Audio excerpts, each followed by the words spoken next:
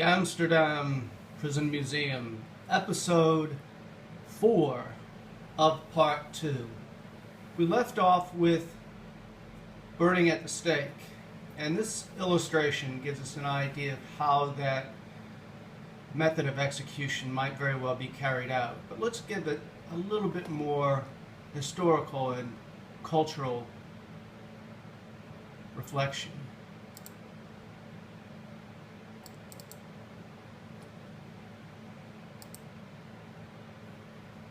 The act of faith is the term the Spanish Inquisition employed to refer to the execution of heretics and witches on the stake. By means of bell chiming and prayers of thanks, the church would show its victory over the demonic power. The more merrily the poor sinner would accept his physical death by fire, the greater the odds that his soul would escape eternal hell fire. Traditionally, fire is a symbol of purity. The stake was a special penal instrument for crimes that affected the entire community in a moral and physical sense. The Inquisition believed that the purging power of the fire could save the corrupted world. The purifying power of fire. This is an important element to the use of nature, the forces of nature, to cleanse, to purify the corrupted world by demon influences. We're going to see this phenomenon from time to time. Here's another method. Using the earth as a burial ground to eradicate the body, the sinner. As you can see, this woman being buried alive.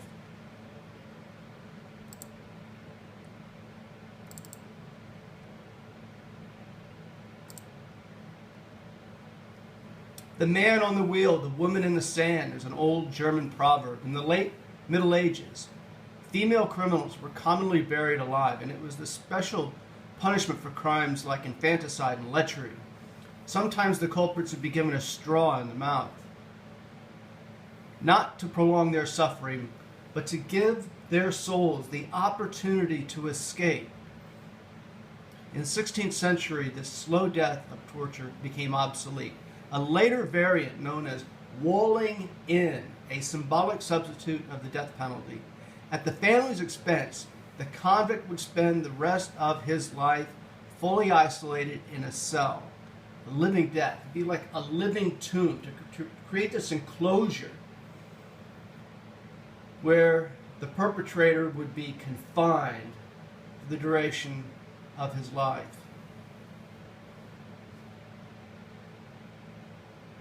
The use of confinement enclosures.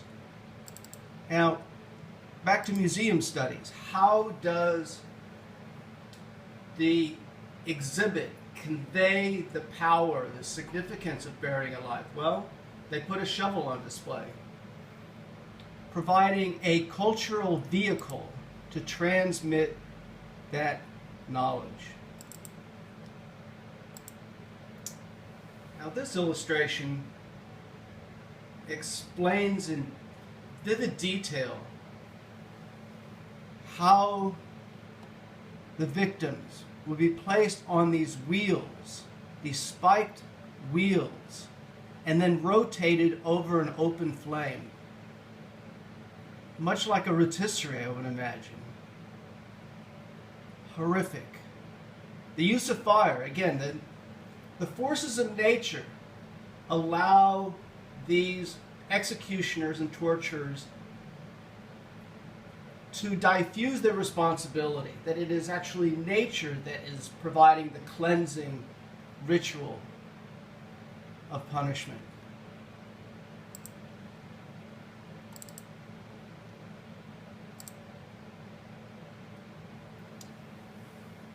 This is known as the drum. The wheel of fire, the drum, fiery flames were not officially recognized as a method of torture. These types of grotesque instruments were mainly constructed to be used as deterrents. Not pain, but fear was to break the accused resistance. Whether or not things actually went beyond deterrence is hard to establish. Inquisitors who exceeded their limits of authority were themselves liable to severely being punished for the abuse of justice. On the other hand, they were endowed with wide powers in dealing with serious hotbeds of heresy. Then it was vital to obtain the names of other participants in satanic worship.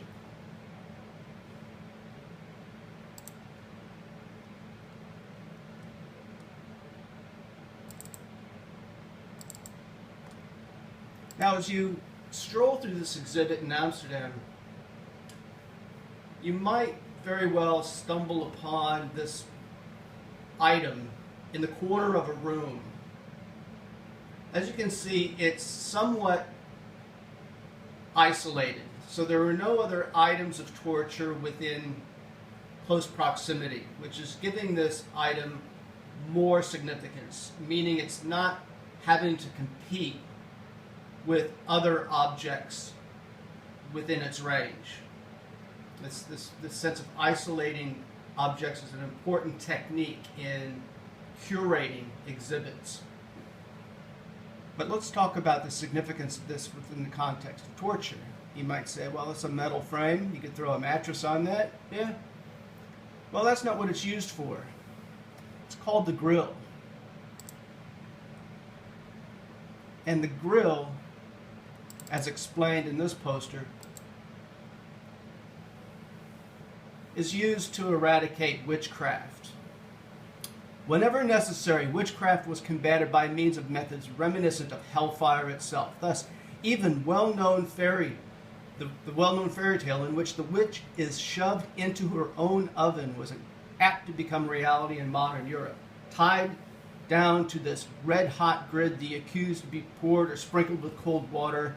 This served as a combination of purging and purifying forces as an extreme method to save the soul of the poor sinner.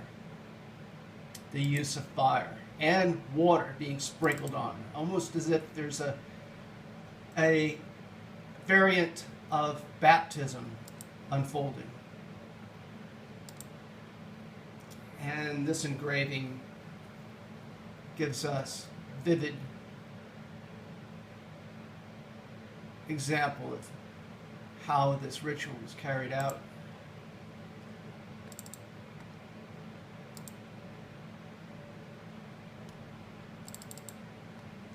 As you can see, the victims placed on the grill, the fire underneath.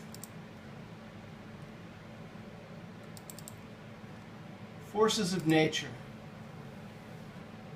Talk about fire as a purifying method of eradicating pollution. And here we see, at a higher level of abstraction, a symbol of gravity as a force of nature that could be employed to deliver punishment and exact torture. The victim would be hoisted up, the rope would be threaded through this pulley.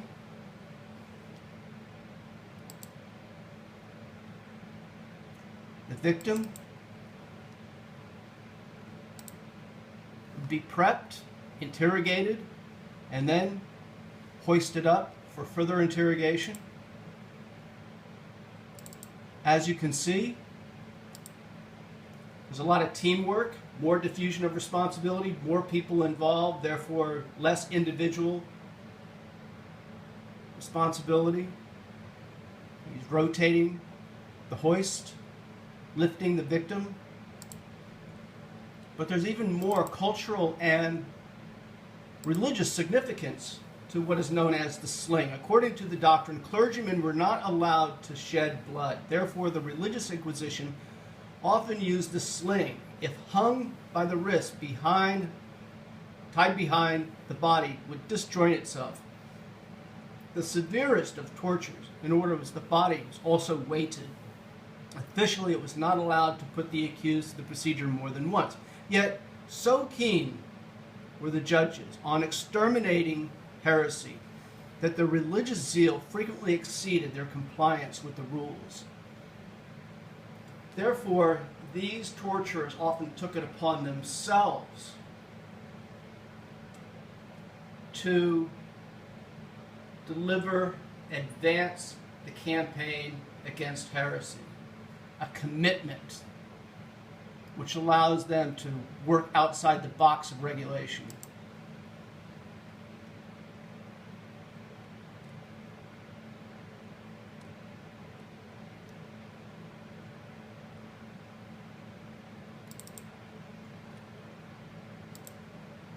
Let's gaze at this for a moment.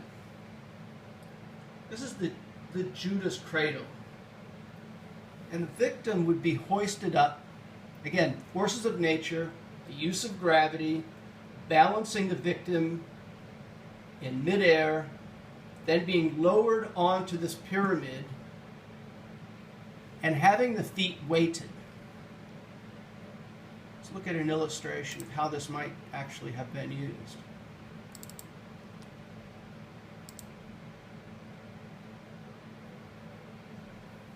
The victim is now being maneuvered around this object, being lowered, lifted, lowered again, rotated around. The use of gravity. This is where we should pause.